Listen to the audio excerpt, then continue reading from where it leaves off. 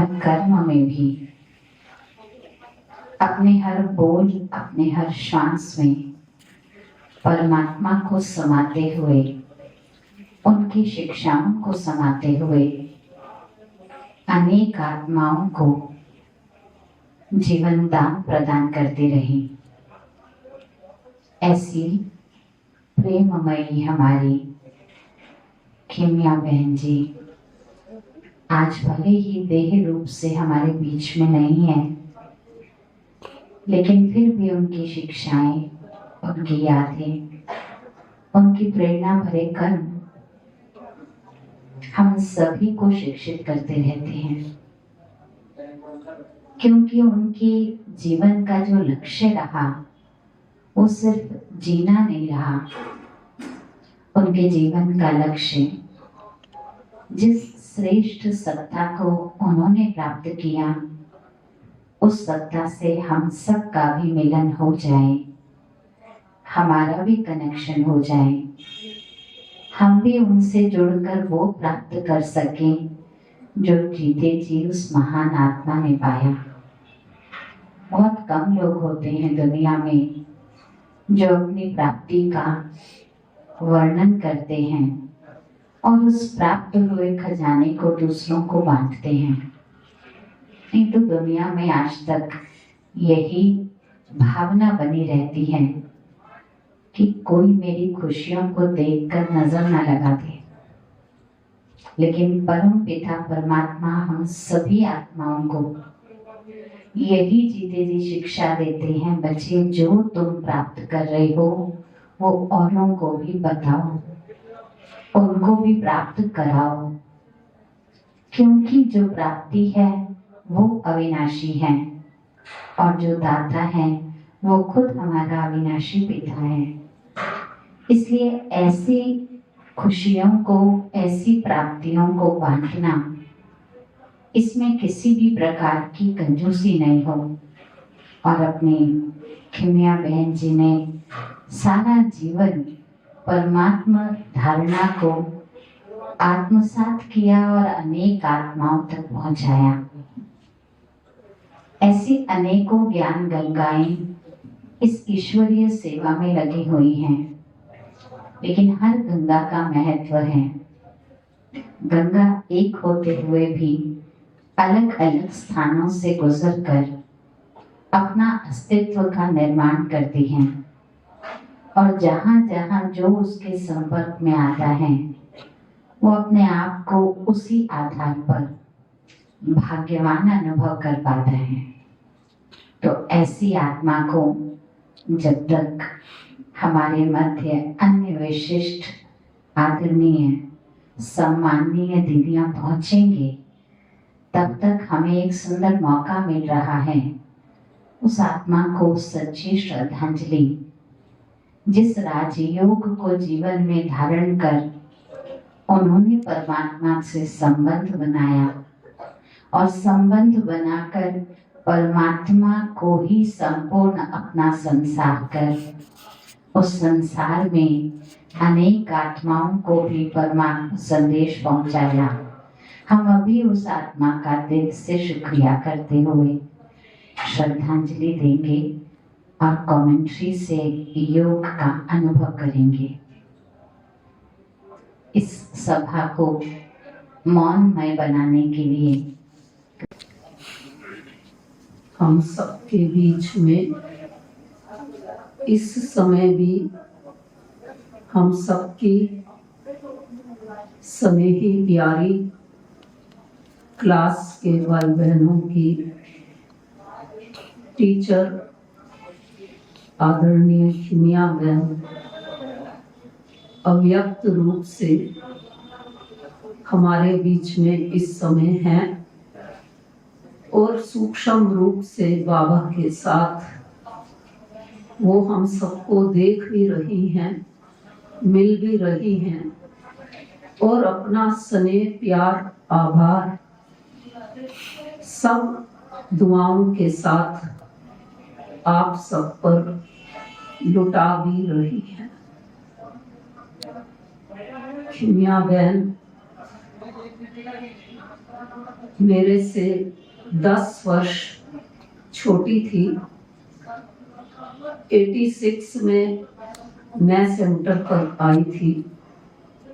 84 में हमारे आदरणीय कृष्णा बहन जी ने शालीमार बाग सेवा केंद्र की संभाल करना शुरू किया। उनसे पहले मजलिस पार्क से हमारे आदरणीय राज दीदी जी भी शालीमार बाग सेवा केंद्र से अपनी सेवाएं देते रहे और खिमिया बहन जब आई 18-19 साल की उसकी उम्र और 34 वर्षों तक उसने ईश्वरीय सेवाएं कृष्णा बहन जी और मेरे साथ मिलकर कंधे से कंधा मिला करके तीनों हम एक मत से चलते रहे। जब शुरू में मैं आई तो उस समय 5-6 विद्यार्थी ही शालीमार बाग सेंटर पर थे, लेकिन जब मेला हुआ विश्व शांति एकता मेला 86 में, उसके बाद योग शिविर से 40 के लगभग भाई बहन निकले और उसके बाद तो बस सेवाओं का दौर शालीमार बाग में तीव्र गति पकड़ता चला गया और हम तीनों के होते हुए हमारी बबीता बहन वो भी आ गई थी 2012 में यहाँ पर। तो चारों के सहयोग से यहाँ की सेवाएं तीव्र गति से बढ़ी। कई गीता पाठशालाएं खुली, उपसेवा केंद्र खुला और आदरणीय राज दीदी जी और आदरणीय बिमला माता जी अशोक विहार से उनकी छत्र छाया में शालीमार बाग की बगिया फलती फूलती रही। उनके सहयोग से ही ईश्वरीय सेवाएं बढ़ती रही। आज वजीरपुर सेवा केंद्र को हमारी किरण बहन, अनु बहन मिलकर के संभाल रही हैं और लॉरेंस रोड में तो हमारी आदरणीय लक्ष्मी बहन जी अपनी अनेक सेवा केंद्रों के साथ सेवाएं कर रही हैं। तो इस प्रकार से आदरणीय बिमला माता जी और राज दीदी जी के द्वारा जो एक आध्यात्मिकता का बीज शालीमार बाग, अशोक विहार और लॉरेंस रोड में बोया गया था, आज वो वट वृक्ष बन करके फलीभूत हो रहा है। और खिमिया बहन जी का लौकिक परिवार भी शालीमार बाग से है और आज उनके लौकिक संबंधी जो शालीमार बाग और प्रीतमपुरा में अधिकतर रहते हैं सब पहुंचने वाले हैं। तो ऐसे लौकिक और अलौकिक के बीच में खिमिया बहन ने शालीमार बाग में रहते हुए बैलेंस रखते हुए अपना सहयोग सुंदर सा देती चली गई। लेकिन आदरणीय कृष्णा बहन जी के शरीर छोड़ने के बाद उनकी शारीरिक व्याधि की संभाल करते करते अपनी संभाल ना कर पाने के कारण खिमिया बहन की जो व्याधि दिखाई नहीं देती थी वो दिखनी शुरू हो गई और तबीयत खराब रहने लगी और लास्ट में तो डायलिसिस भी करवाना पड़ा।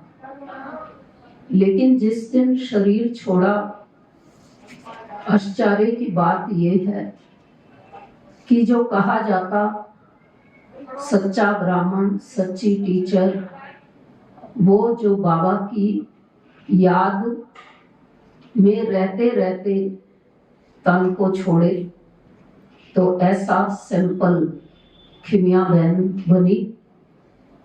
हमारे करोल बाग अजमल खां पार्क पर दिल्ली का संगठित योग चल रहा था। YouTube पर लाइव देखते देखते 9 बजे तक पूरा देखने के बाद आदरणीय दैवी ब्राता सूरजबाई जी की योग कमेंट्री लगा रखी थी और उसी को सुनते सुनते उसने अपनी इस पुरानी देह को त्याग दिया। अव्यक्त होकर प्यारे बाबा की गोद को दिया। खिमिया बहन के जीवन की जितनी विशेषताओं को हम याद करते हैं, आपस में बात करते हैं, वर्णन भी करते हैं, तो बहुत सारी उनकी ऐसी विशेषताएं जो आज भी हमको यादों में प्रेरणा देती रहती है। वो अपने संयम और नियम की बहुत ही पक्की थी। अमृत वेले प्रतिदिन समय पर उठना, अमृत वेले स्नान कर लेना और सारा दिन की दिनचर्या बिल्कुल बाप दादा की सेवाओं में एक्यूरेट चलना, बहुत ही समय पूर्वक व्यवहार के साथ सबसे संबंध निभाना, यज्ञ की सेवा करना, सच्चाई सफाई वाली एक्यूरेट, जिसको हम कहें बाबा की वो सच्ची, वो सचली कोडी बोलते हैं, वो थी वो आत्मा। तो ऐसी विशेष आत्मा को मुझे नहीं लगता कि वो चली गई, लेकिन महसूस यही होता है कि आज भी आदरणीय कृष्णा बहन जी भी और खिमिया बहन भी अभी दोनों अव्यक्त रूप से शालीमार बाग बगिया की देख रेख कर रही हैं। बस कुछ यादों के सिमटे हुए सिलसिले होंगे। जीवन है तो खुशी से जी लेना, माफ कर देना, माफी ले लेना। पता नहीं कल जिंदगी के क्या फैसले होंगे। तो मनुष्य तो चला जाता है, लेकिन जो उसकी छाप है वो पीछे छूट जाती है। ऐसे तो जब हम बाबा के बनते हैं, ईश्वरीय कार्य में समर्पित होते हैं, तो बाबा हमें पहले से ही कह देते हैं, बच्चे तुम्हारा ये मर जीवा जन्म है। तो मर जीवा जन्म का मतलब ही है कि इस देह और देह की दुनिया से अब अपनी बुद्धि को उपराम कर लेना। और आज प्यारे बाबा के बहुत सुंदर महावाक्य कि जिसके संकल्प ईश्वरीय सर्विस के अर्थ चलते हैं, वो सब निरसंकल्प संकल्पों में चले जाते हैं। अर्थात वो पुण्य का खाता जमा हो जाता है।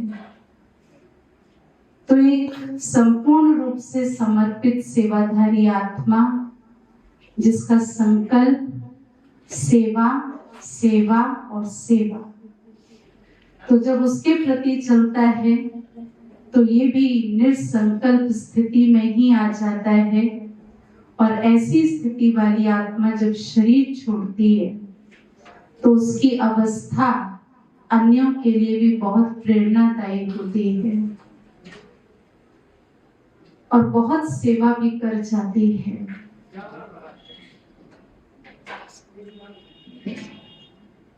मैं एक बहुत छोटा सा एक्सपीरियंस शेयर करूंगी। एलिसार की लेडी श्री राम कॉलेज की प्रिंसिपल मैम जो थी वो आई, तो कोई बाबा की बच्ची अपनी उनकी फ्रेंड थी, तो उन्होंने अभी 6 दिन पहले शरीर छोड़ा। तो बहुत फास्ट फ्रेंड थी वो उनकी, और वो थी बाबा की बच्ची। उनके आगे भी कुछ थोड़ा शरीर का हिसाब किताब आया और उनके लास्ट समय पर वो उनके पास थी। लेकिन जिस स्थिति में उन्होंने शरीर छोड़ा, उस स्थिति की छाप जो है वो उनके ऊपर इतनी पड़ी, जो प्रिंसिपल मैम थी, कि उसको देख करके वो बाबा का घर ढूंढते हुए आई, जबकि उनको बहुत बार सेंटर से ऑफर आया था कि आप आइए प्रोग्राम में एज ए, आप जो है चीफ गेस्ट के रूप में बहुत बार निमंत्रण आया, पर कहती मैं किसी कंट्रोवर्सी में जाना नहीं चाहती थी। लेकिन वो जो फ्रेंड ने शरीर छोड़ा और अंत समय जो बाबा की याद की जो स्थिति थी उनकी, तो वो इतनी छाप लगा के गई कि उन्होंने कहा कि मैं भी ये चाहती हूँ कि जब मैं भी शरीर छोड़ूं तो मैं ऐसी शांत स्थिति में चली जाऊं। तो देखिए कैसे बाबा के बच्चों की अंतिम स्थिति भी किसी ऐसी जो आत्मा आना भी नहीं चाहती बाबा के घर में, बड़े निमंत्रण मिलते हैं, वो ढूंढते ढूंढते बाबा के घर पहुंच जाती है। तो ये स्थिति सच में बहुत सेवा करती है। और हमारी खिमिया बहन जी तो ऐसी स्थिति की धनी रही, उन्होंने अंत समय तक भी उनके चेहरे पर स्माइल ही थी। तो उनको देखकर बहुत प्रेरणा हम सभी को मिलती है। तो ऐसी विशेष आत्मा को मैं बहुत बहुत दिल से स्नेहांजलि, भावांजलि, बहुत ही मैं तो नतमस्तक होती हूँ, क्योंकि उनको देख करके बहुत कुछ अंदर से सीख मिली है। और उसको सीख करके उनकी यादों को हम हमेशा अपने दिल में समा के रखेंगे कि बाबा की ऐसी नशे वाली बच्ची जरूर आगे बहुत अच्छा जा करके वो आत्मा पाठ बजाएगी। उनको बहुत बहुत दिल से श्रद्धांजलि। ओम शांति। हर आत्मा के जो पुण्य कर्म हैं, सेवा के माध्यम से उनकी शांति, मौन पूर्ण, उनकी उपस्थिति अपने आप सेवा पर हमको अग्रसर करती है और प्रेरणाएं प्राप्त कराती रहती हैं। हमारे बीच में आदरणीय विद्यासागर भाई जी भी हैं। मैं आपको भी मंच पर आमंत्रित। खिमिया बहन शिव बाबा की अति स्नेही, लाडली, सिकिला थी और निश्चय बुद्धि आत्मा रही है। मेरे सामने ही इन्होंने ईश्वरी जन्म लिया और सेवा पर आई, और मैं तो इनका एक जैसे कि फैमिली मेंबर ही रहा हूँ और हूँ। सदा ही इन्होंने अपने मन वचन कर्म से सेवाएं की है। और कृष्णा बहन की जो इनकी सीनियर थी, ये उनका राइट हैंड रही है। इशारे से बाबा कहते हैं जो इशारे से कर्म करे वो देवता। तो ऐसा ही उनका जीवन था, इशारे से ही सारे इन्होंने कर्म किए और कृष्णा बहन को 100% हेल्प की। ज्ञानी, योगी, धारणा मूर्त और सेवा मूर्त आत्मा रही है। जैसे कि अभी आप पहले सुन रहे थे, बाबा के ऐसे अलौकिक बच्चे कोटों में कोई ही है। भले ब्राह्मण बनते हैं, लेकिन ब्राह्मणों में भी अपने जीवन से एक सेवा करने वाले वो थोड़े ही हैं। तो बाबा हम बच्चों को यही कहते हैं कि बच्चे एक दूसरे के स्नेह में पिरोए रहो। तो ये भी बहुत स्नेही मूर्त आत्मा थी। मैं तो इनको कई बार लास्ट में भी मिला हूँ और इनसे कहता था कि जब भी कोई मेरी सेवा की जरूरत हो मैं हर समय तैयार हूँ। और मैं 2-4 दिन पहले भी सोच रहा था इनसे मिलूं, लेकिन ड्रामा अनुसार मैं नहीं मिल पाया। जब मैंने इनका देखा, समाचार सुना, तो मुझे तो बहुत हैरानी हुई, क्योंकि लगता नहीं था कि ये इस समय पर ये शरीर का त्याग करेगी। मैंने सोचा अभी 5 साल 10 साल तो निकालेंगे, लेकिन ड्रामा का सीन जो है बहुत विचित्र है। माँ बाप कहते हैं बच्चे हर समय तैयार रहो, तो ये सदा ही हर्षित मुख रही है। कभी मैं तो इनका होम्योपैथी इलाज भी करता था, लेकिन कभी भी मैंने इनको चेहरे पर बीमारी का मूर्त नहीं देखा। सदा स्पष्ट और सेवा में हाजिर थी। और लास्ट में भी देखिए कितनी विचित्र इनकी स्थिति थी कि सारे भाई बहन वहाँ पांडव वन अजमल खां पार्क में प्रोग्राम था योग का। ये घर में वहाँ पर एक बहन के साथ रही और उस बहन को कहती है कि आप हॉल में बैठ जाओ, कोई आता है जाता है अटेंड करो। तो मैं तो यहाँ कोई ऐसी परेशानी नहीं है, कोई होगा तो बुला लूंगी। लेकिन ड्रामा की विचित्र लीला ऐसी रही, ना तो इसने बुलाया और ना ही कोई इशारा दिया, और हंस खुशी खुशी में बाबा की गोद में चले गए।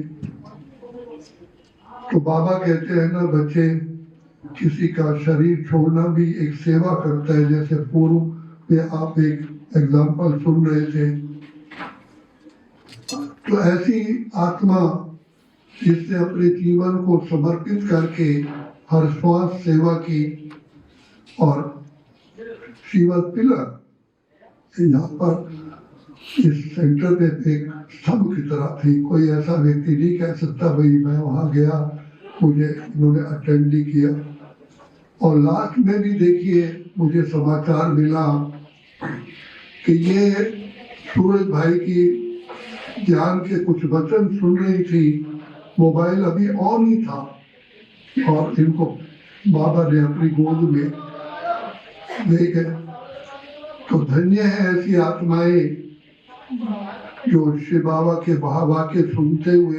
वैसे तो दुनिया में भी कहा जाता है कि गीता के महावाक्य सुनते हुए लोग पर्पजली गीता का ज्ञान सुनाते हैं, लेकिन ये तो ऑटोमेटिकली ही बाबा का ज्ञान सुनते सुनते अव्यक्त हो। उसको अपने आने वाले कल पर क्या प्रश्न।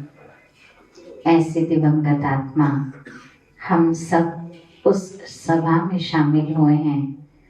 ऐसी आत्मा को श्रद्धांजलि देना भी अपने आप में एक परम सौभाग्य है। हमारे बीच में लॉरेंस रोड सेवा केंद्र और उससे कनेक्टेड कई सेवा केंद्रों की निर्देशिका आदरणीय लक्ष्मी दीदी जी मौजूद हैं। आपका भी दीदी के साथ बहुत सुंदर समय बीता। संपर्क में तो दिल्ली जोन की कई सेवाओं में आना जाना रहता ही है, लेकिन हर एक आत्मा अपनी एक अलग अलग छाप छोड़ कर जाती है। हम चाहेंगे आप भी अपनी श्रद्धा स्मृति सुमन उन आत्मा को प्रदान करें।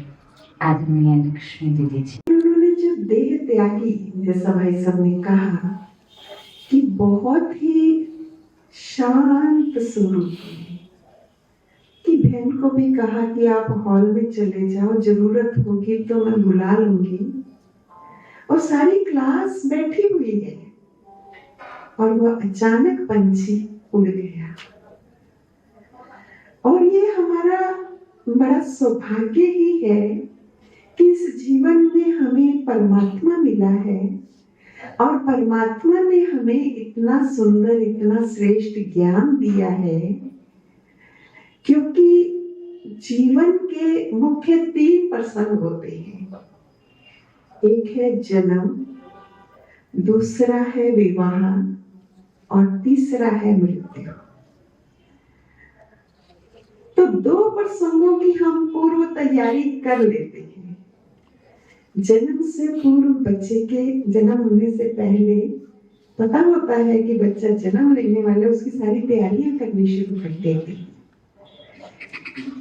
विवाह होता है, उसकी भी पूर्व तैयारी, जैसे डेट फिक्स होती है, सब तैयारियां फिक्स हो जाती हैं। लेकिन ये जो तीसरा प्रसंग है मृत्यु का, इसकी तैयारी मानव नहीं करता है। और ये हमारा परम सौभाग्य है कि हमें परमात्मा आर्ट ऑफ लिविंग के साथ साथ आर्ट ऑफ डाइंग भी सिखाते हैं कि हम अपनी ये देह को कैसे छोड़ें।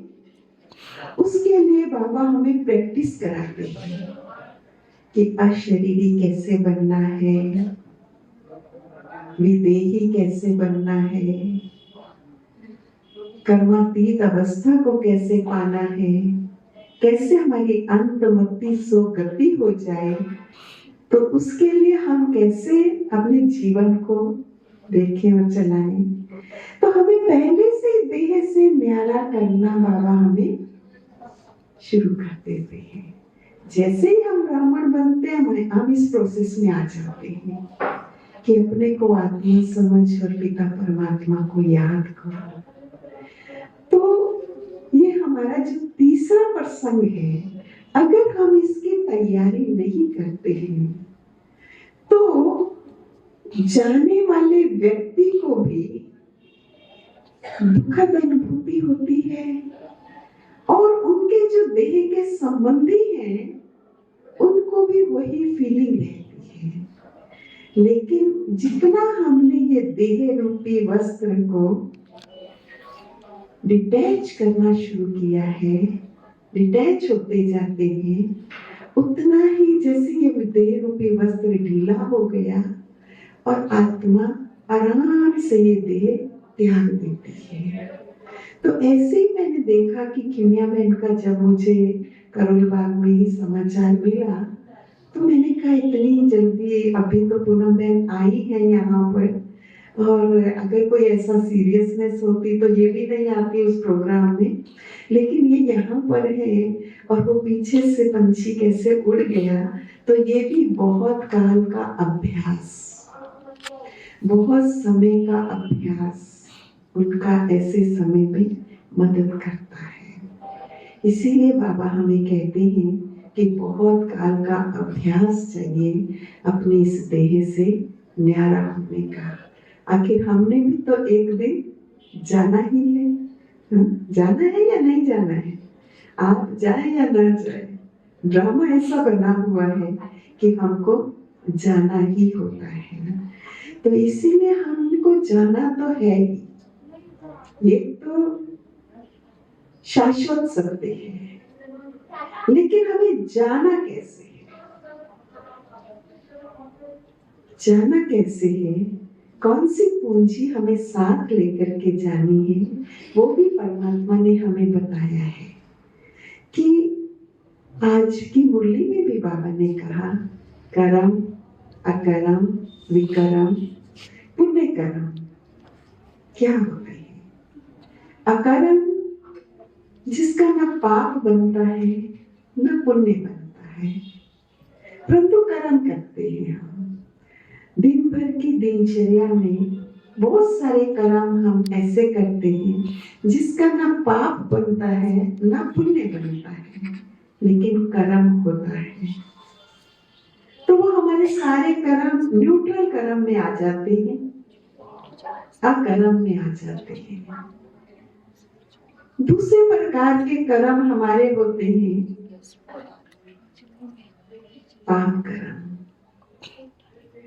जब हम अपने को देह समझते हैं, जिनके प्रति हम कर्म करते हैं उनको भी देह के संबंध से देखते हैं, बीच में कोई ना कोई विकार होता है और कर्म करने के साथ साथ रिटर्न की इच्छा बराबर बनी रहती है कि मैंने इनके लिए इतना किया, इन्होंने मेरे लिए क्या किया, ये मेरे लिए क्या करते हैं, रिटर्न की इच्छा बराबर बनी रहती है। तो वो ऑटोमेटिकली हमारे सारे कर्म पाप कर्म के खाते में चले जाते हैं। इसीलिए तुलसीदास जी ने कहा है, दया धर्म का मूल है, पाप मूल अभिमान। सब पापों का मूल क्या है? ये देही का अभिमान, ईगो की प्रॉब्लम है। तो इसीलिए ये हमारे सारे के सारे कर्म पाप कर्म में ऑटोमेटिकली चले जाते हैं।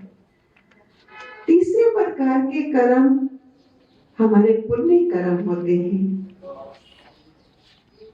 जब हम अपने को एक इंसान समझते हैं, एक मानव समझते हैं, जिनके प्रति हम कर्म करते हैं उनको भी हम मानवता के दृष्टिकोण से देखते हैं, as a human being treat करते हैं,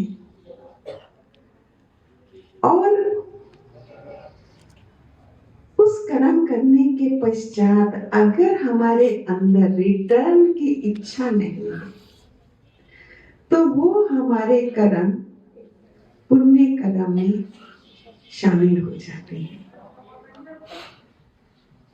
हम मानव जीवन में आए हैं और मनुष्य एक सामाजिक प्राणी है, तो इसीलिए समाज के लिए जो हम कर्म करते हैं, कोई धर्मशाला बनवा देते हैं, कोई हॉस्पिटल बनवा देते हैं, कोई स्कूल खोल देते हैं, पुराने जमाने में कुएं खुदवा देते थे, पानी की प्याऊ लगवा देते थे, तो वो हमारे सारे के सारे कर्म पुण्य कर्म में तब शामिल होते हैं जब उसमें रिटर्न की इच्छा ना हो। अगर उसमें भी नाम मान शान की इच्छा है तो वो हमारे कर्म पुण्य होते हुए भी पुण्य का खाता जमा होने नहीं देते। आज भी मानव पुण्य कर रहे हैं, कुछ ना कुछ दान पुण्य होता है, लेकिन फिर भी हमारा पुण्य कर्मों का खाता सामने दिखाई नहीं देता है। अगर पुण्य कर्म भी हमारे अच्छे मात्रा में जमा हो तो मैं समझती हूँ कि ये बीमारी रोग शोक ना हो। लेकिन आज इतनी बीमारियां, इतने हॉस्पिटल्स भरे पड़े हैं, तो ये भी सब हमारे कर्मों के ही फल है। इसीलिए मैं तो एक छोटी सी बात कहती हूँ,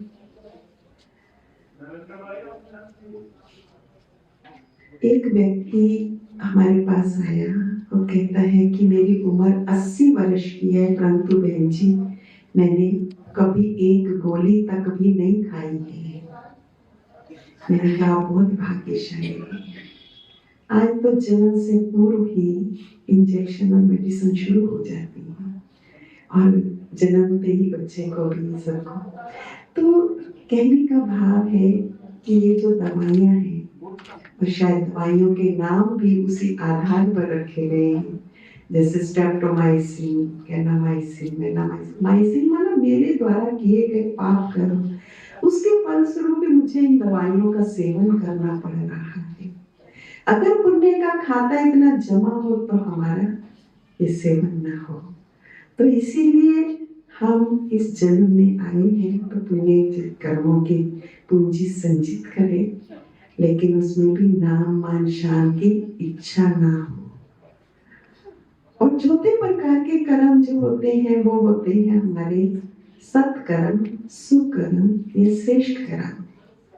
जब निराकार परमपिता परमात्मा इस धरा पर आते हैं, ब्रह्मा के तन में आकर प्रवेश करके हमको ये ज्ञान देते हैं, तो हमें सत्य कर्मों की पूंजी संचित करने की शिक्षा प्रदान करते हैं कि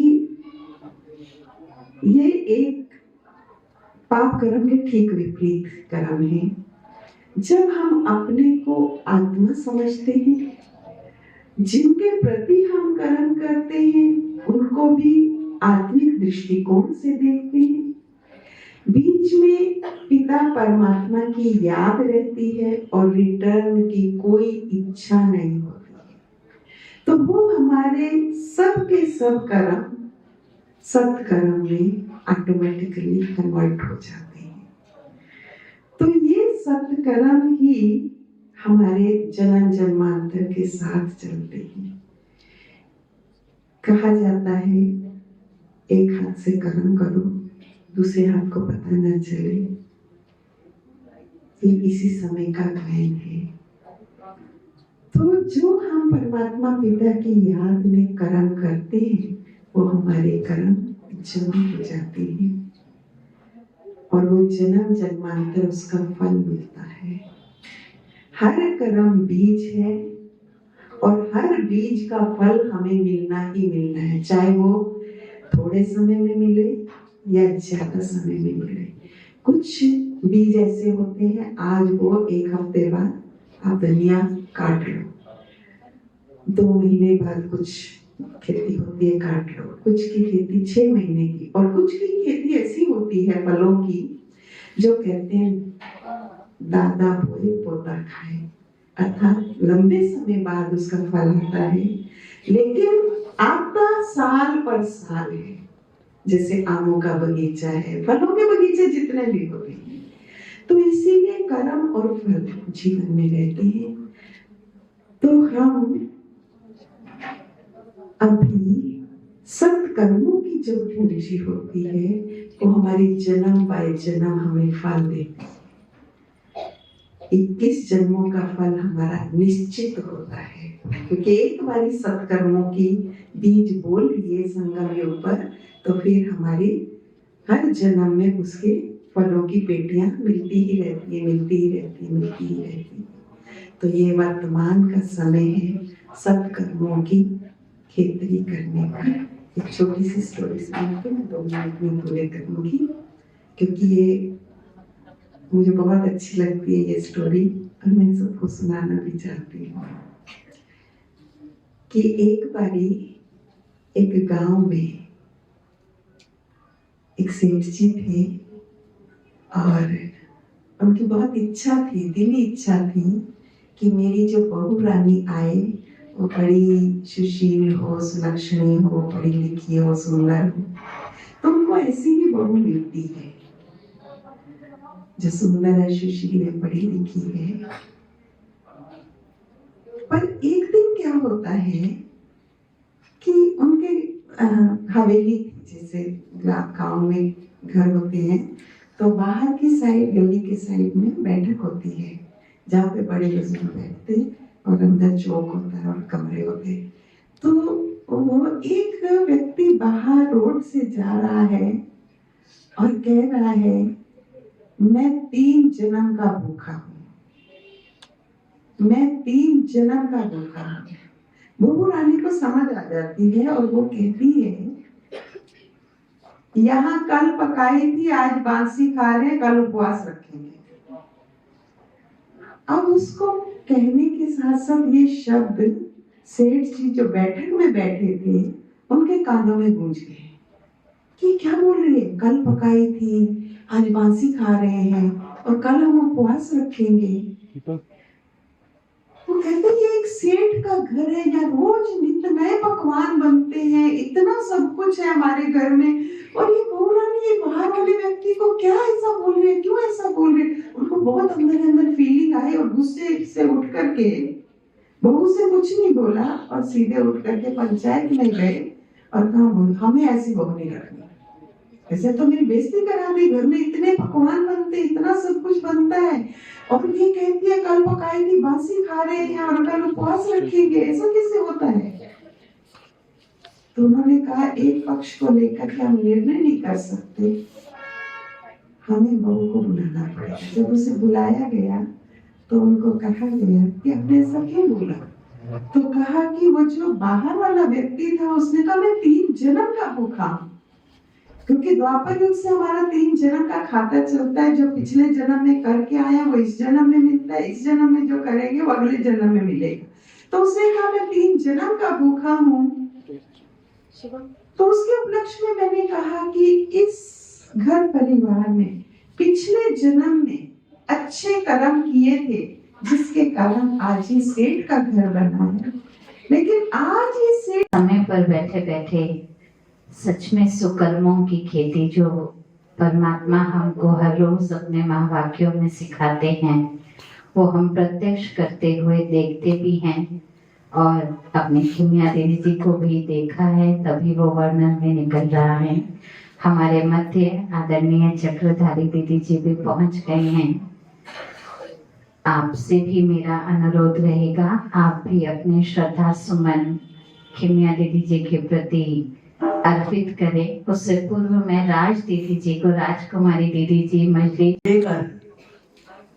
उड़नी पंछी चला गया और हमें एक गुमान भी नहीं था कि आज वो चली जाएगी, क्योंकि जिस दिन वो गई है दिल्ली में संगठन का योग था और पूनम दीदी मेरे साथ पास ही बैठी थी। हम नाश्ता कर रहे थे, तब तक तो कोई सूचना भी नहीं थी और सुना ही है कि जाने से पहले खिमिया ने अपने भाई से फोन पे बात की है, बात करती हुई गई और उस समय तक कुछ भी नहीं था। वैसे तन में कष्ट तो था, काफी समय से थोड़ा हिसाब किताब चल रहा था, पर इसको मानती नहीं थी इस बात को कुछ भी। सेवा रोकती नहीं थी तबीयत के कारण, सेवा करती थी और तन का हिसाब किताब भी जल्दी से जुगनू कर रही थी। और जब वो गई, ऐसे कहा जाता है कि मरने से पहले रोग भी व्यक्ति को छोड़ जाते हैं और वो एकदम उस टाइम जैसे निर्व्याधि हो गई थी, खुशी से जैसे छुट्टी लेकर जा रही हो। संगठन का योग भी उस दिन था। बहने शायरी मासी भी आई हुई थी, उससे बड़ी खुशी से उनको छुट्टी दी थी कि आप जाओ, मैं ठीक हूँ। और ऐसी ठीक हुई कि ठीक ही हो गई। उसकी यादें जो हैं ये मन में बहुत प्रेरणाएं देती हैं, शुभ भावना देती है कि ऐसी करनी कर चले जो संसार उसके लिए। हम रोते तो नहीं है, दुनिया तो कहती है पैदा हुए तो तुम रोए जग हंसा, तुम गए तो दुनिया रोई तुम हंसे। लेकिन हम ज्ञानी योगी हैं, हम रोते तो नहीं है, ड्रामा सामने है, लेकिन मन में एक ये बहुत प्यार सा उमड़ता है।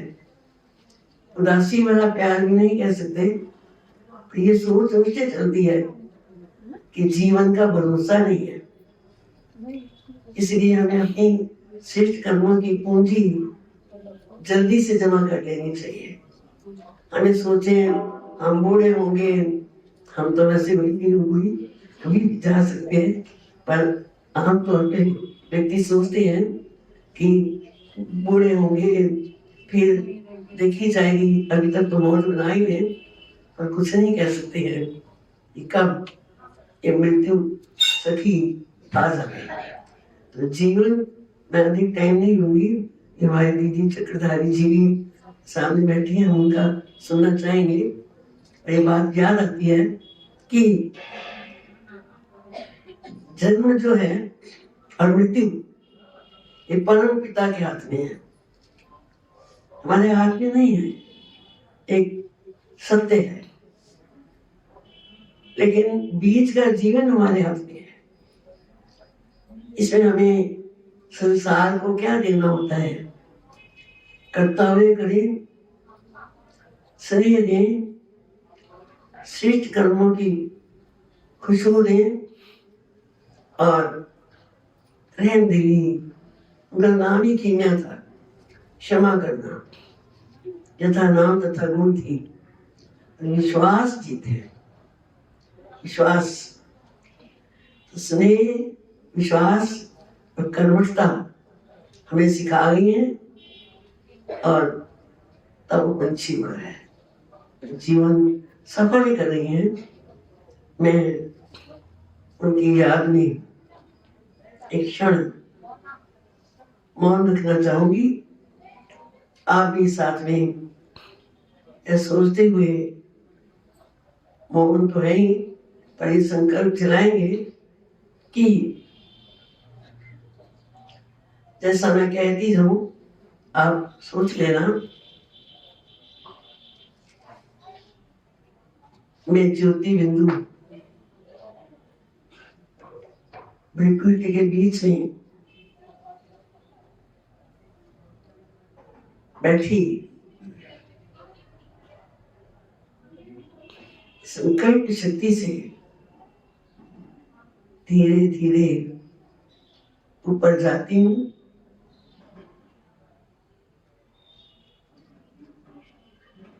इसके लोग से दूर, सूक्ष्म वतन से भी पार, सुदूर ऊपर परम धाम में,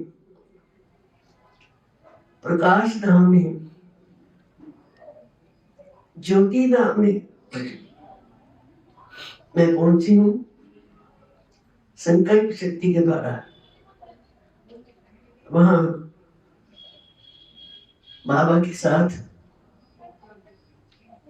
सर्व एडवांस पार्टी की आत्माएं भी अति प्रसन्न विकीर्ण कर रही हैं।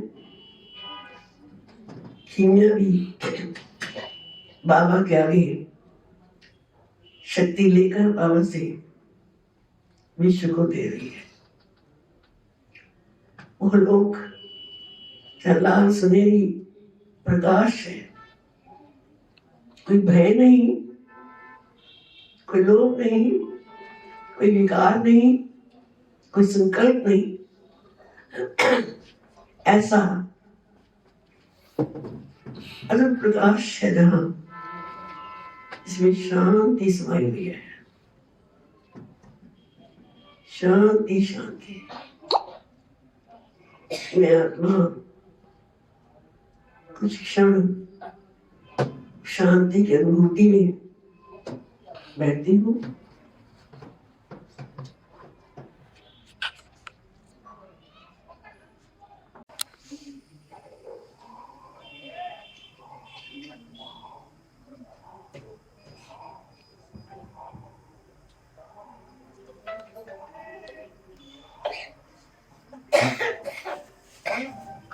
सन्मुख उपस्थित लौकिक और अलौकिक परिवार,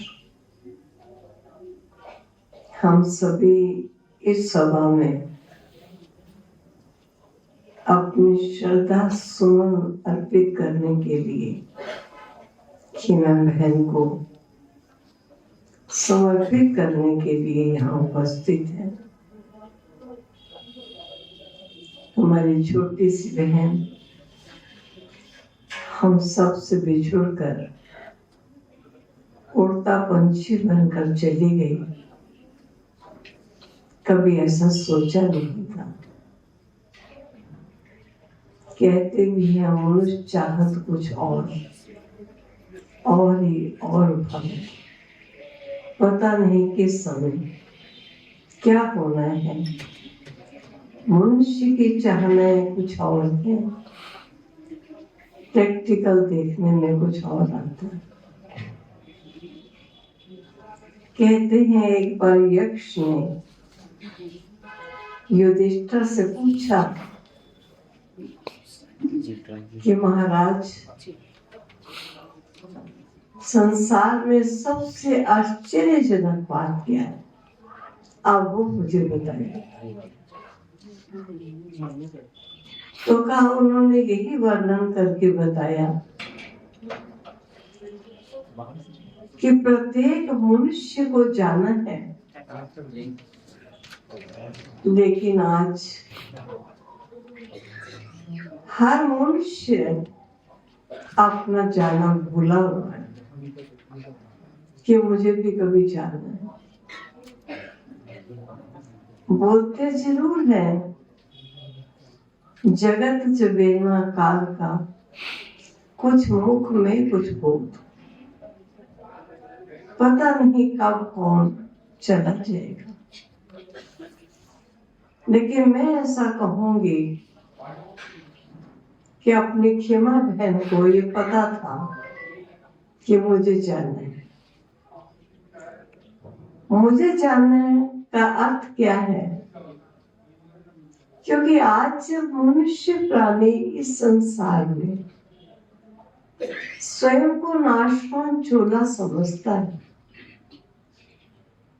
और चोले के संबंध और चोले के पदार्थ, चोले के धन धान्य संपन्न जीवन को ही सर्वस्व मानता है, लेकिन इस आत्मा ने अपने छोटे काल में, बचपन में, कमाल है ये कि इस बात को समझ लिया कि नश्वर चीजें इस जगत की जो इन आंखों से दिखाई देती हैं, ये हमारे साथ चलने वाली नहीं। ये सब कुछ यहाँ रह जाने वाला है, लेकिन साथ जाने वाली कमाई, साथ जाने वाला धन कौन सा है? आपने उस धन को परखा। बड़ी सुंदर वो बात सुनाते हैं कि एक मनुष्य जा रहा था किसी जंगल के खाली स्थल पर और एक महात्मा बैठे थे धूल लगाकर। तो उस धूल लगाने वाले महात्मा से पूछा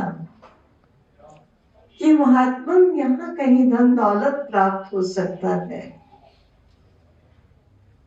तो उन्होंने कहा, हाँ, इस जंगल में धन दौलत दबा हुआ है, अगर तुम्हें चाहिए तो प्राप्त हो सकता है।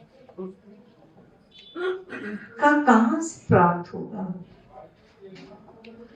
तो उन्होंने कहा, ये 4 नीम के पेड़ हैं सामने,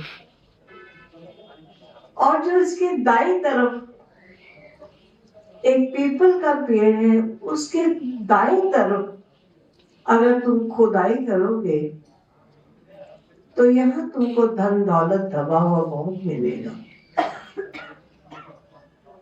और सचमुच वो व्यक्ति वहां गया और जाकर उसने खुदाई की, तो उसके नीचे सोने, अशर्फियां, हीरे मोती के कलश बहुत से रखे हुए मिले। बड़ा खुश हो गया, आनंदित हो गया कि मैंने जीवन में बहुत कुछ पाया। लेकिन जाते ही जाते विचार चला कि जिसको मालूम था कि यहाँ हीरे मोती सब कुछ है, ये सब कुछ उन्होंने स्वयं नहीं दिया, लेकिन मुझे उस स्थान का पता बता दिया और मैंने जाकर सब कुछ ले लिया। परंतु इनको क्या मिला? जिसने इन हीरे मोती मणिकों की कोई परवाह नहीं की और उस कलश को दबे हुए स्थल पर मुझे वो रास्ता बता दिया। मुझे तो वो देखना है कि इनके स्वयं की प्राप्तियां क्या प्राप्त है, जिनको ये हीरे मोती कुछ भी लगे नहीं। और उसी समय ये त्याग कर दिया और सब कुछ त्याग करके कहा, महात्मा, जो आपको प्राप्त है मैं तो वही प्राप्त करना चाहता हूँ, उसी से ही मुझे सर्व प्राप्तियां प्राप्त हो जाएगी। मैं भी ऐसा ही समझती हूँ कि अपनी छोटी सी बहन ने अपने संबंधों में अनेकों की शादियां होती देखी, उन्हें सजा सजाया देखा, अच्छे घरों में फले फूले देखे, पढ़ते लिखते देखते, सब कुछ देखने के बावजूद भी उन्होंने इस जीवन को अपना जीवन बनाया। क्यों? क्योंकि मालूम पड़ गया कि जो कुछ है ये तो सब कुछ टेम्पररी है। जब तक ये जीवन है तब तक ये सब कुछ है।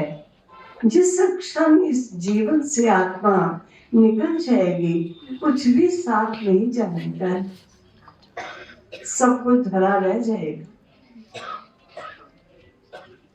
आप सोच सकते हैं कि आज इनके संबंधी जो बड़ी आयु के होंगे उनसे वे सब बैठे हैं, लेकिन एक छोटी सी बच्ची ने अपने जीवन को किस प्रकार श्रेष्ठ बनाने का बीड़ा उठाया और दुनिया के मान शान यश को प्राप्त ना करके इस त्याग और तप के जीवन को बनाया।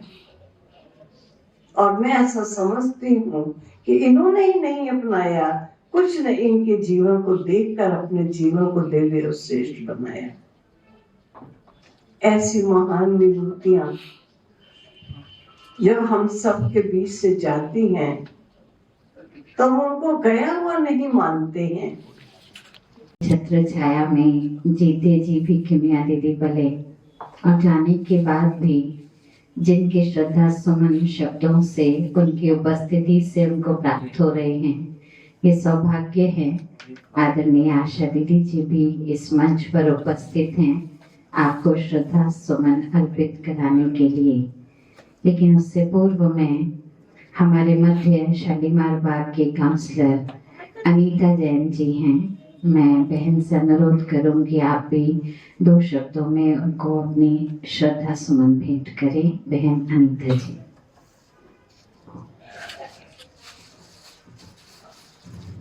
ओम शांति। आज हम सब कमिया दीदी जो कि एक ऐसी महान आत्मा थी जिसको श्रद्धांजलि देने के लिए हम सब आज यहाँ एकत्रित हुए हैं। उनका जीवन सेवा और समर्पण से भरा हुआ था और हमारे समाज के लिए एक नई दिशा थी। उन्होंने सेवा, सच्चाई और संस्कारों से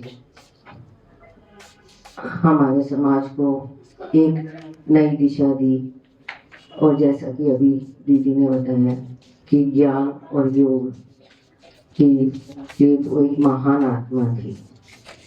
तो ऐसी महान आत्मा आज हमारे बीच बेशक से नहीं है, लेकिन उनके विचार और कर्म हम सबके बीच आज जीवित है।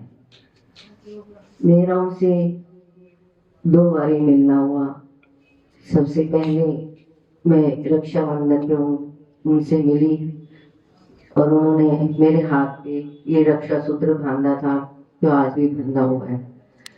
फिर इलेक्शनों के दौरान पद यात्रा गए, मैं उनका आशीर्वाद लेने गई और उन्होंने मुझे इतना स्नेह और समर्पण और आशीर्वाद दिया कि आज मैं एक जनप्रतिनिधि के रूप में यहाँ हूँ आप सबके बीच में।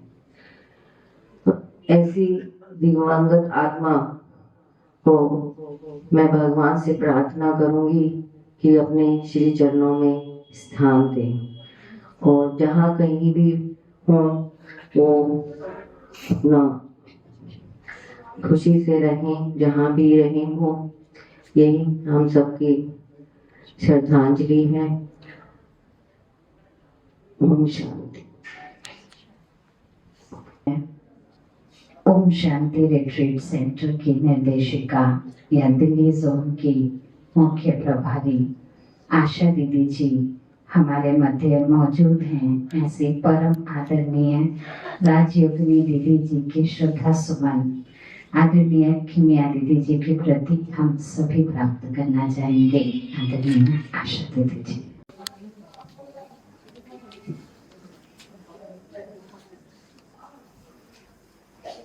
ओम शांति।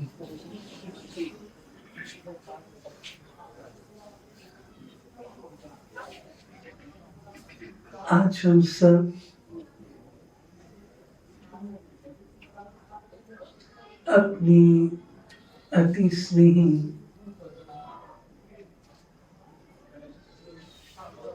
खीमिया बहन जो अचानक का पाठ पढ़ा करके चली गई।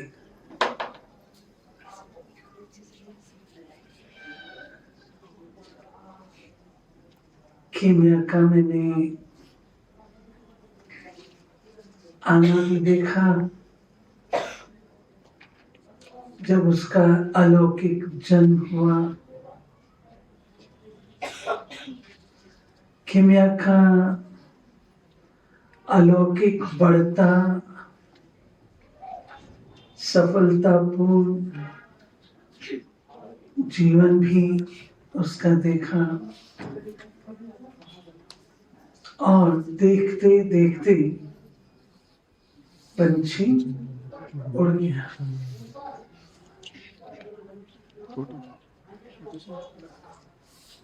जब खीमिया आई थी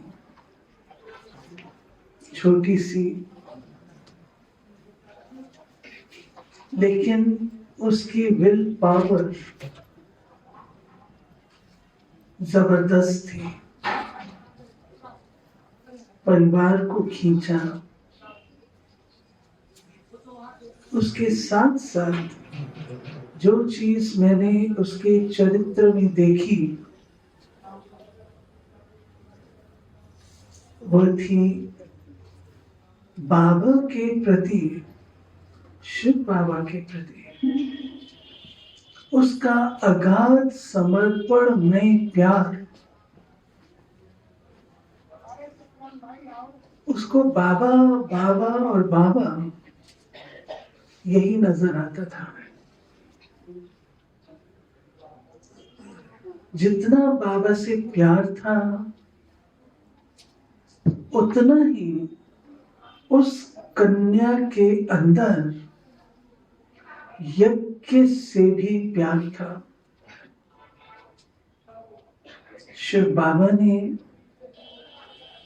जो विराट यज्ञ रचा है उसके प्रति स्वयं तो जबरदस्त वफादार थी, लेकिन अपने परिवार जनों का भी बहुत सफल कराती थी।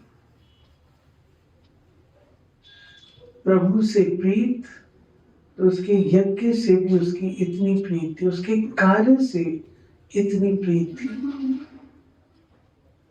दिल की साफ सच्ची, अधिक नहीं बोलती थी, थोड़ा बोलती थी। और उसकी जो बड़ी बहन थी कृष्णा बहन, उसके प्रति आज्ञाकारिता, वफादारी, फरमानबरदारी इस कन्या में कूट कूट करके भरी थी। योगिन थी,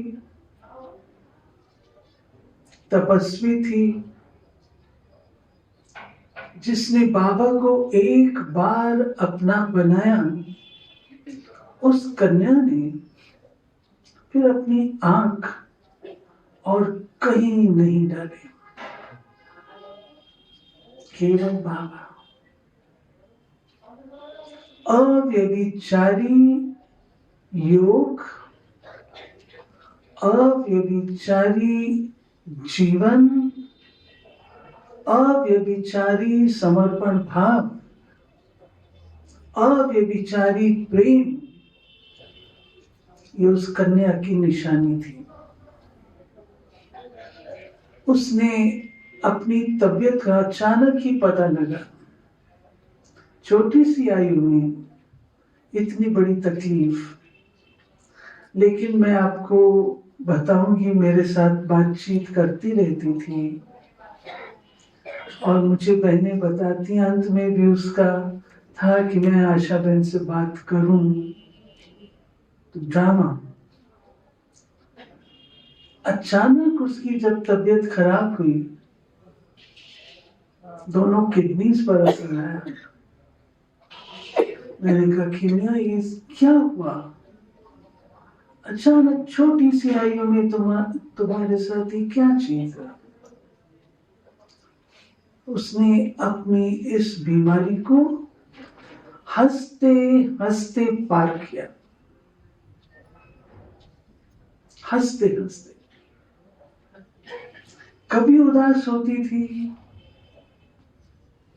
कि मेरा जीवन अब किस काम का, नहीं तुम जो हो जैसी हो, तुम बहुत सेवा कर रही हो, उसमें हिम्मत आती थी। ऐसी कन्याएं बहुत कम देखने में आती हैं। विशेष रूप से न केवल अपने सेवा केंद्र से प्यार, उसका बेहद परिवार से प्यार था, मधुबन से उसका जबरदस्त प्यार था। अचानक उसका जाना हुआ 13 तारीख। हम सब दिल्ली निवासी करोल बाग में योग के लिए एकत्र हुए थे। इतनी जबरदस्त योग की चारों ओर लहरें थी और उस कन्या ने वो टाइम चूज किया उड़ान भरने का। योग की लहरों उसके साथ साथ उड़ गई। जब हमें फोन मिला तो हम हैरान हुए। जो डॉक्टर सुरेंद्र फोन कर रहे थे वो भी बोले, कहते अभी अभी ठीक थी, अभी अभी तो बिल्कुल ठीक थी, अचानक ही ऐसा हुआ। सच्चाई की बात यही है, ऐसी घटनाएं अचानक ही होती हैं। तभी कहा जाता है डेथ कीप्स नो कैलेंडर। और ये कलयुग, इस कलयुगी दुनिया में किस समय किसके साथ क्या हो वो कोई भरोसा नहीं है। ये एक ऐसी परीक्षा है जो हम सबको पार करनी ही है। सब प्रकार की परीक्षा के डेट शीट मिलती है, इस परीक्षा की कोई डेट शीट नहीं है। इसकी पूर्व तैयारी करनी है। पूर्व तैयारी में क्या करना है? जग दौड़ी। हम खाली हाथ कहते आए थे, खाली हाथ जाना है। लेकिन शिव बाबा ने हमें ये राज बताया है कि हम खाली हाथ नहीं आते हैं। भौतिक रूप से हाथ में कोई धन संपत्ति सोना चांदी लेकर भी नहीं आते और ना ही लेकर जाते हैं। हम हाथ भर तो आते हैं और लौटते भी हाथ भरते हैं। पूर्व कर्म के निष्कर्ष इस मुट्ठी में बंद होते हैं और उन निष्कर्षों के आधार से ये जीवन चलता है। और जब हम लौटेंगे तो भी इस मुट्ठी में अपने किए हुए कर्म लेकर के लौटेंगे। विडंबना ये है, जो युधिष्ठिर जी से पूछा गया कि संसार का सबसे बड़ा सत्य क्या है, उनका उत्तर क्या था? आश्चर्य क्या है? उनका उत्तर क्या था? हर कोई जानता है, मैंने एक दिन जाना है, परंतु व्यवहार ऐसा होता है जैसे मैंने नहीं जाना और सबने जाना है।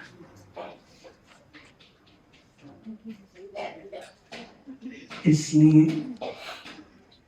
ये संसार जो हमें कर्म क्षेत्र के रूप से मिला है, इसमें कर्मों की खेती हम बोते हैं। कर्म हमारे श्रेष्ठ भी होते हैं, साधारण भी होते हैं, और दुष्कर्म करने की भावना तो किसी की नहीं होती, परंतु कर्मों पर हम कितना ध्यान देते हैं, स्वयं से पूछें। कहा जाता है एक व्यक्ति था, उसके 3 मित्र थे।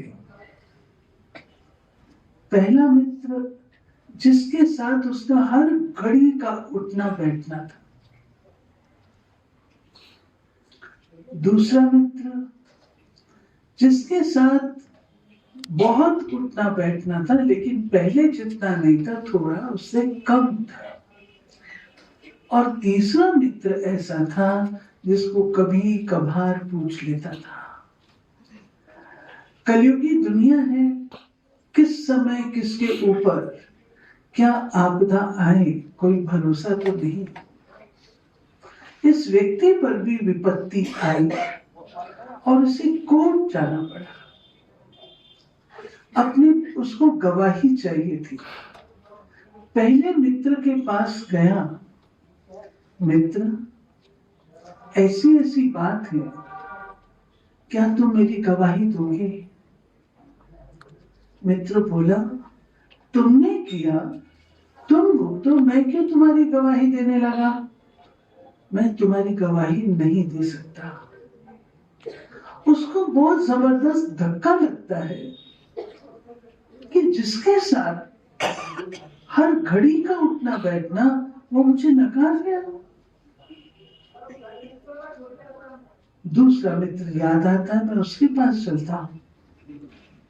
उसके पास गया तो वो मित्र क्या बोला? मित्र, मैं तुम्हारी गवाही नहीं दे सकता हूं, इतना कर सकता हूं, तुम्हें मॉरल सपोर्ट देने के लिए कोर्ट के दरवाजे तक जा सकता हूं। इसका काम तो नहीं बना। अचानक उदास होके बैठा हुआ होता है, तीसरा मित्र अपने आप आता है। तो मित्र, तुम इतने उदास? हाँ, ये बात है, मैं तुम्हारी गवाही दूंगा। उसको आश्चर्य से देखता है, क्या तुम मेरी गवाही दोगे? हाँ, मैं तुम्हारी गवाही दूंगा। 3 मित्र कौन थे? पहला मित्र था धन संपत्ति, जिसके साथ व्यक्ति का हर घड़ी का उठना बैठ, हर चीज धन के हिसाब से तोलता और मापता है। अंतिम घड़ियों में यदि आप करेंसी नोटों की बोरियां भी उड़ेल दें तो भी व्यक्ति बच नहीं सकता। दूसरा मित्र था मनुष्य के मित्र संबंधी, जो कोर्ट के दरवाजे तक जाते हैं, अर्थात शमशान भूमि तक जाते हैं, और जब वहां से निकलते हैं तो मटका भी फोड़ते हैं, नीम का पत्ता भी खाते हैं और तिनका भी तोड़ते हैं। मटका फोड़ना अर्थात इस जन्म के साथ गई, तिनका तोड़ना अर्थात आज से हमारे तुम्हारे संबंध खत्म, टूट गए। नीम का पत्ता, हमारे संबंध कड़वे, हमारे पास मत आना।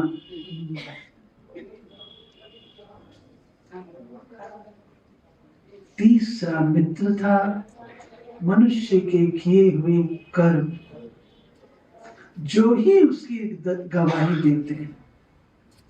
जीवन काल में हम हर बात पर अटेंशन देते हैं, धन पर भी देते हैं, मित्र संबंधियों पर भी देते हैं। हम अपने कर्मों पर कितना ध्यान देते हैं?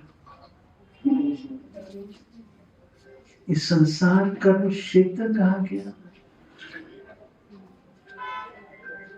कभी सोच करके तो देखें, मैंने अपने पुण्य कर्मों की पूंजी कितनी जमा की है, कितने पुण्य कर्म किए। प्यारे भाइयों बहनों, पुण्य कर्म मात्र ये नहीं है हम प्याऊ खोल दें, धर्मशाला बना दें, अस्पताल बना दें, शिक्षा संस्थान बना दें, नहीं, ये अपने रीति से। लेकिन पुण्य कर्म है अपने जीवन को भी श्रेष्ठ बनाना, उदाहरण स्वरूप बनाना, आदर्श बनाना, ताकि दूसरे भी उसको फॉलो कर सके। पुण्य कर्म है किसी निराश को आशा की किरण देना। पुण्य कर्म है हिम्मतहीन को हिम्मत देना। पुण्य कर्म है किसी के दुख को सुन के समझ के उसको शक्ति देना। हम में से कितने लोग पुण्य कर्म करते हैं? क्या ही अच्छा हो। जो सर्वश्रेष्ठ पुण्य कर्म है वह है पुण्य कर्मों को संचित करना। वो पुण्य कर्म संचित करने का एक ही साधन है जो हमारे शास्त्रों में कहा गया, श्रीमद् भगवत गीता में कहा गया। आपके ध्यान पर हो, श्रीमद् भगवत गीता में कोई भी श्लोक रिपीट नहीं हुआ है सिवाय एक श्लोक के, मन मना भाव मद भक्तो उद्याची भाव, केवल 2 बार आया। और हे अर्जुन, अपने मन को मुझ में लगा। तन मना भाव नहीं कहा गया, धन मना भाव नहीं कहा गया, जन मना भाव नहीं कहा गया, मन मना भाव। अपने मन को मुझ में लगा। ये है सबसे श्रेष्ठ कर्म। जब हम शक्ति उनसे लेते हैं, जब मन उनमें लगाएंगे तो उनसे शक्ति मिलेगी। शक्ति मिलने से जो अपने विकर्म कहो या निम्न प्रकार के कर्म कहो वो समाप्त होते हैं और हमारा जीवन चरित्र उज्जवल बनता है। शक्ति आती है जिससे हम उन विकारों पर विजय प्राप्त कर सकते हैं। स्वयं भी करना और दूसरों को भी प्रेरणा देना। कहा जाता है अंग्रेजी में, he who laughs last laughs the best। वह व्यक्ति जिसके जीवन के अंतिम क्षणों में चेहरे पर मुस्कुराहट होती है, उसकी मुस्कुराहट जीवन की, संसार की सबसे सुंदर मुस्कुराहट होती है। हमारी खीमिया बहन ने जीवन में बहुत पुण्य कमाया है। हम दुख नहीं करते, लेकिन जहां खीमिया गई है, जहां बाबा ने उसको भेजा, क्योंकि वो बीजरूप है। हम खीमिया को याद करेंगे, उसको याद नहीं पहुंचेगी।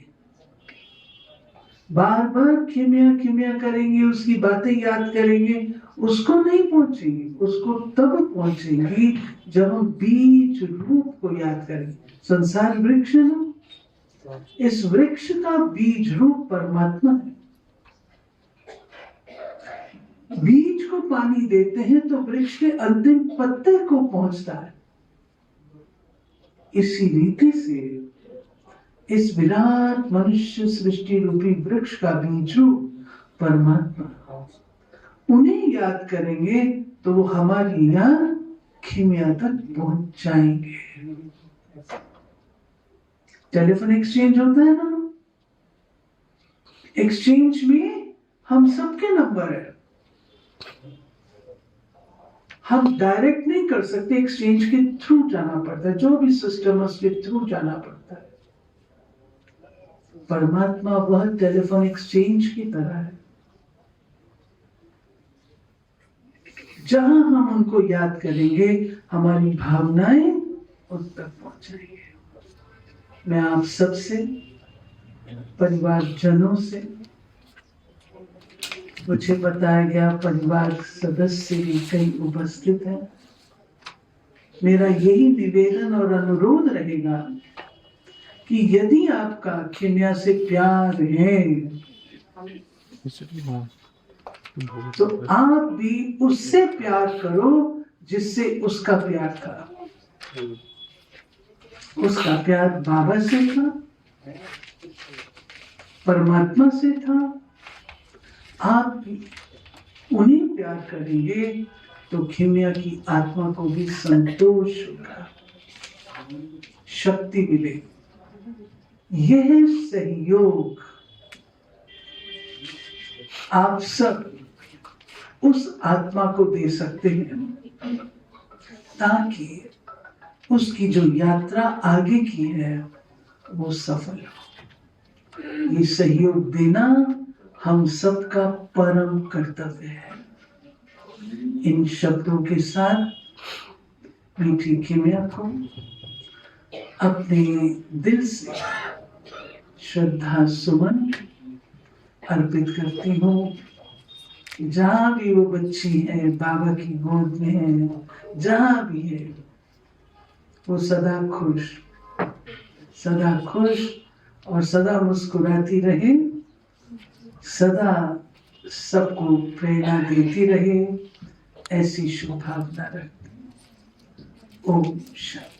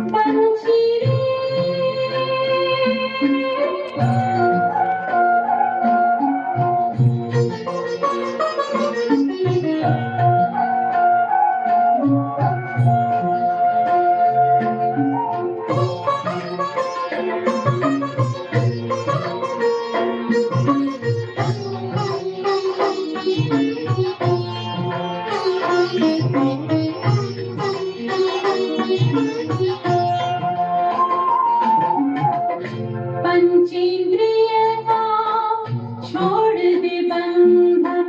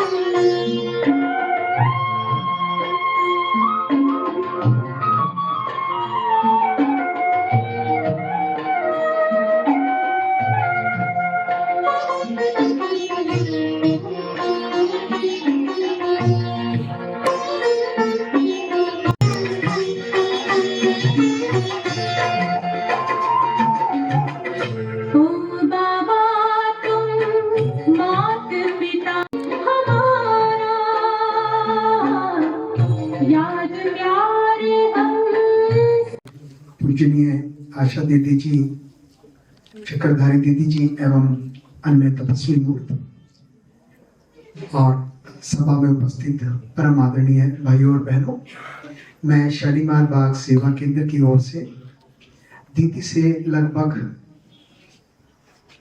हर दिन ही रूबरू होते थे। दीदी वास्तव में ज्ञान के साथ साथ सेवा के साथ तपस्या की मूर्ति थी। उनकी एक विशेषता जो मैंने बहुत बार महसूस की, वो सचमुच में चैतन्य देवी थी। वो सेतु का काम करती थी कृष्णा दीदी और पूनम दीदी के बीच। जब कभी भी कोई आयोजन होता था, विशेषता श्री कृष्ण जन्माष्टमी पर या किसी और आयोजन पर, तो दीदी को सचमुच मूर्ति के रूप में बिठाया जाता और दीदी को देखकर जितने भी जिज्ञासु आते थे कहते थे सचमुच में चैतन्य मूर्ति बैठी हुई है।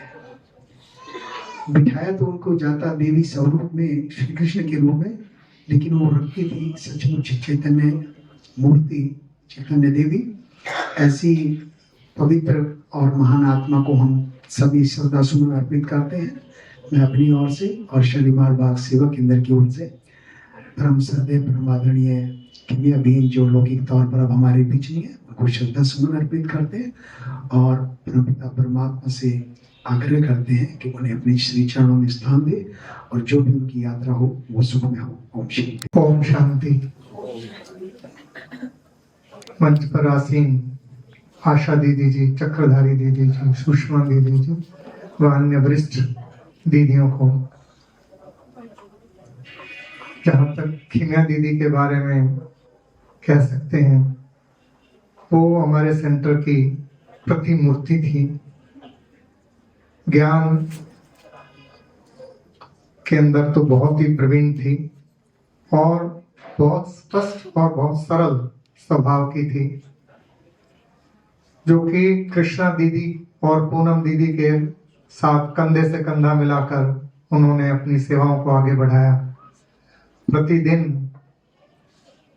हम तो रोज ही काफी समय से दीदी के बहुत ही क्लोज संपर्क में रहे और जिस दिन शरीर छोड़ा है दीदी ने 13 दिसंबर को, उस दिन भी क्योंकि मासिक योग चल रहा था तो मासिक योग टीवी पे बैठी देख रही थी और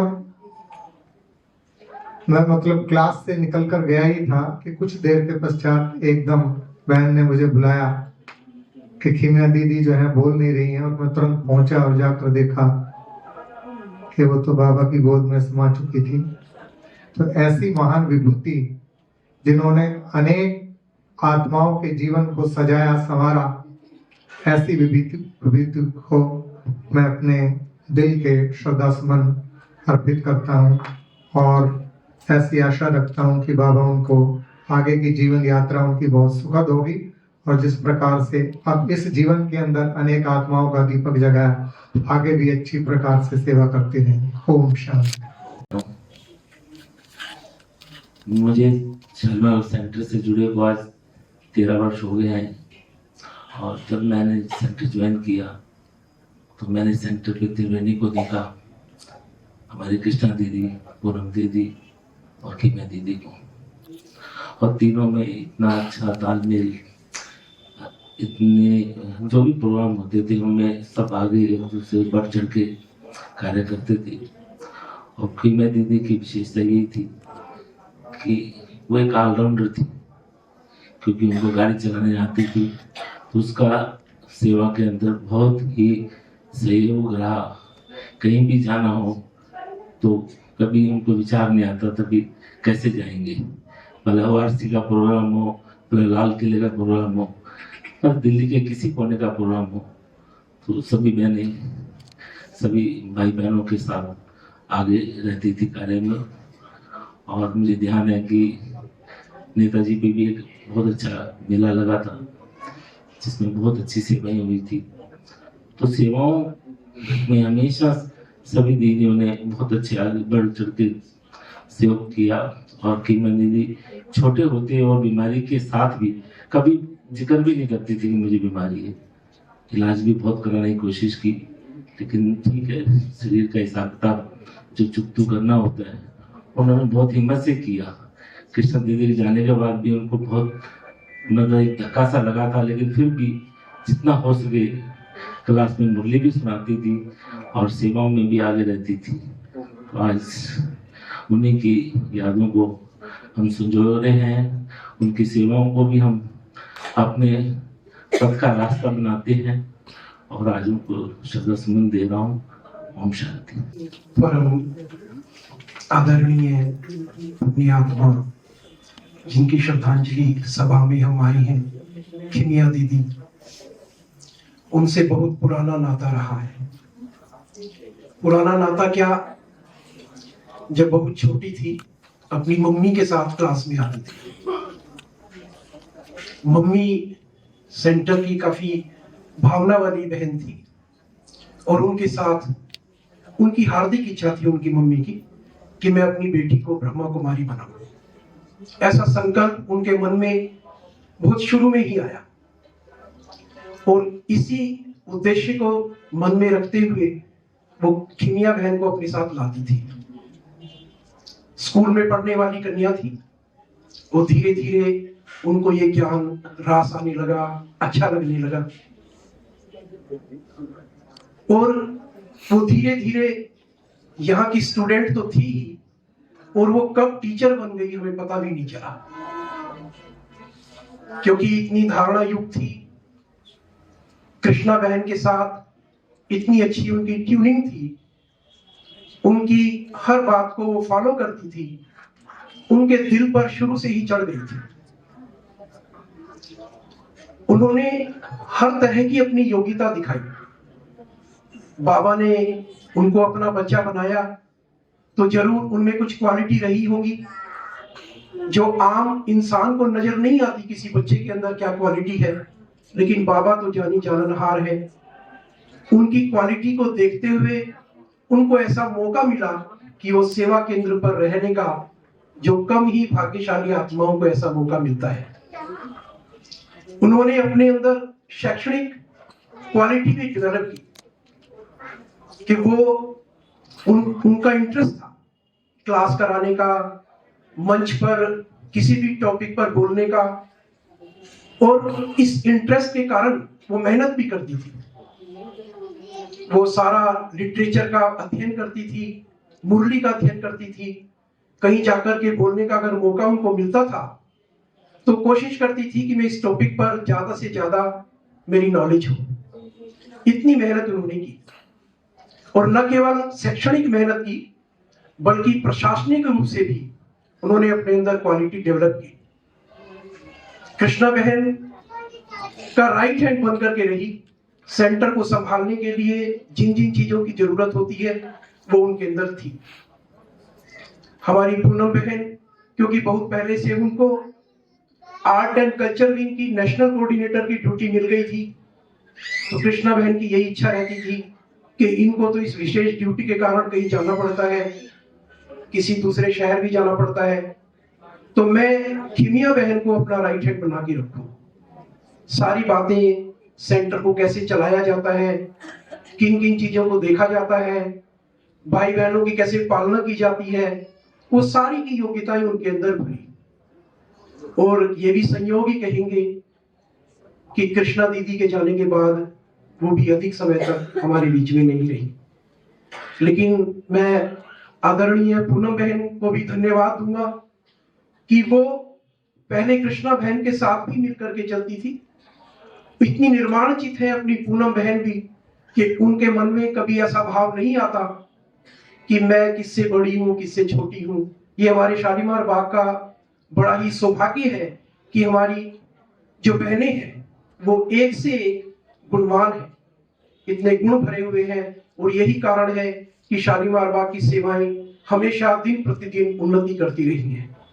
अभी भी जब खिमिया बहन बीमार थी, शरीर इतना साथ नहीं दे रहा था, तो हम देखते थे कि कैसे पूनम बहन उनको हिम्मत देती थी।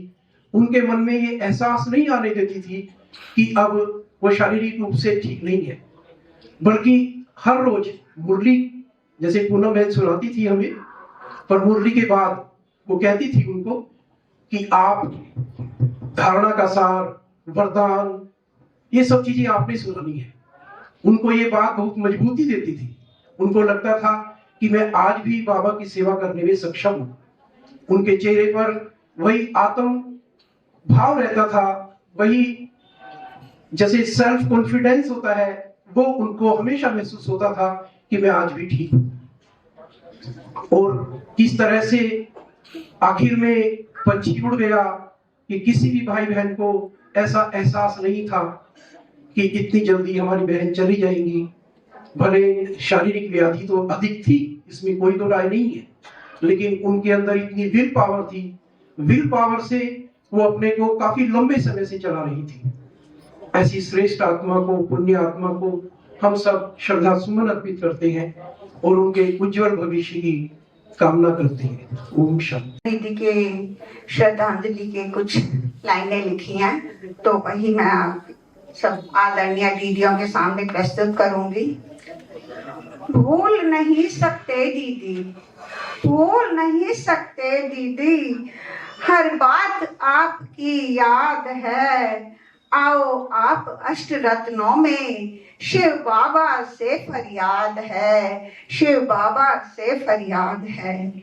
शत शत नमन है खिमिया दीदी, शत शत नमन है खिमिया दीदी, प्रेम की प्रतिमूर्त थी, छोड़ गई क्यों इतनी जल्दी, हमें आपकी बहुत जरूरत थी, आपकी बहुत जरूरत थी। चेहरे पर थी हंसी रूहानी, चेहरे पर थी हंसी रूहानी, आपकी भोली सूरत थी, क्लास समय पर पूरी करना आपका अंदाज है। भूल नहीं सकते दीदी हम, हर बात आपकी याद है, हर बात आपकी याद है। पूछती थी वो हाल हमारा, पूछती थी वो हाल हमारा, पर बीमारी अपनी नहीं बताती थी। तन में तो था कष्ट बड़ा, पर फिर भी वो मुस्काती थी, फिर भी वो मुस्काती थी। विल पावर स्ट्रॉन्ग थी, बैठ के सारे कार्य कराती थी। उषा भोग लेकर जाना, देती पीछे से आवाज है।